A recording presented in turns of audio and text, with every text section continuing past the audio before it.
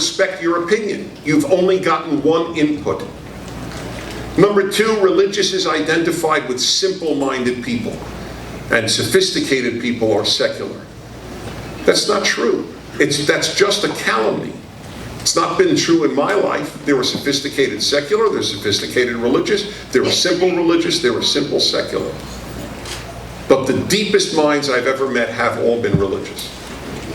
That's the deepest. There are wonderful secular people I know, but in terms of depth, and you know why? You saw it here.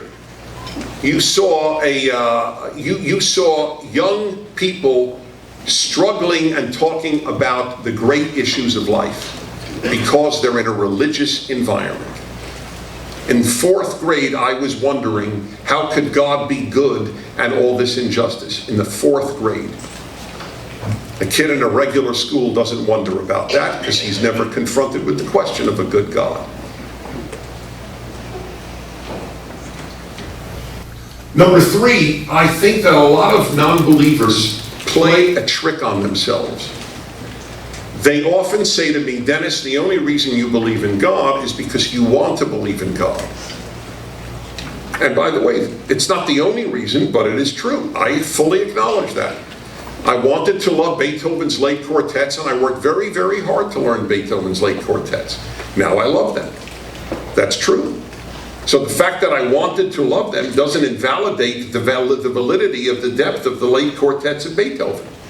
But I have a different answer. My answer is, you're playing a trick on yourself. You think that because people want to believe in God, and that's the only reason that they do, therefore there isn't a God. But it's a non sequitur. Whether people want to believe in God or not is utterly irrelevant to whether there is a God. I admit I want to believe there is a God, but it's irrelevant to all of my arguments about whether there is a God. It doesn't invalidate my belief, the fact that I want to believe. Why does it invalidate it?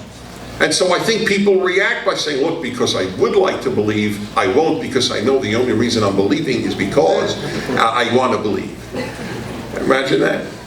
But that I really do believe is a trick people play on themselves. Number four, I also believe that a lot of people, not all, none of these apply to all, but I think there are a lot of people who don't believe in God, especially the anti-religious or the anti-belief, because they just don't like the idea of being accountable to something higher. They don't. I'm being judged, screw you. That's the attitude. That's why, I'll never forget, there was a rabbi in LA, this must have happened 30 years ago, right before Yom Kippur. A rabbi at one end of the philosophical spectrum was interviewed by the Los Angeles Times and said, I just want everybody to remember that God is not a judging God. That's my message to my congregation this Yom Kippur. But it's called Yom Hadin. It's called the Day of Judgment. I mean, how do you get around that? It is. I want God to judge. I told you, if God doesn't judge, then Hitler gets away with what he did. Why does that bring any of you satisfaction? What joy is there in thinking that God doesn't judge? No, of course God, remember, it's El Rachum V'Chanunis, is a God of mercy and charity. His judgments are tempered with knowing you're human. That's fine. But when there's real evil, you don't want God to judge? So I don't understand this notion. I don't want to be accountable. I love being accountable to something higher. I do want that. Do you know many shuls have you know what they have over the Aron Kodesh? Over the Holy Ark? The Hebrew inscription, I love it.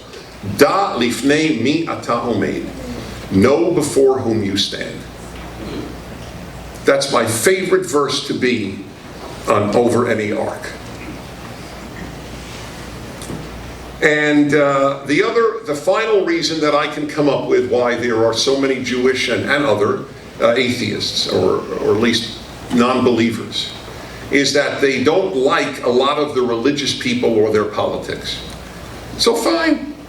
But that's no more good a reason to disqualify a religion or God than you don't like, I don't know, popcorn. What's the difference? That doesn't argue whether there is a God or not. Join a congregation that has your values. That's beside the point. So I ask you this Rosh Hashanah, knowing the centrality of God in Judaism and in life, to ask yourself, why don't I? I promise you there is an answer for whatever why don't I that you can come up with. And remember too, that all good things are pursued, all.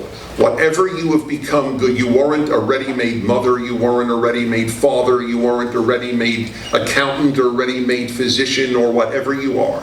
You pursued it. That is the same thing with God and with happiness. And it's the best pursuit you'll ever make. And it's worth making that vow this Rosh Hashanah.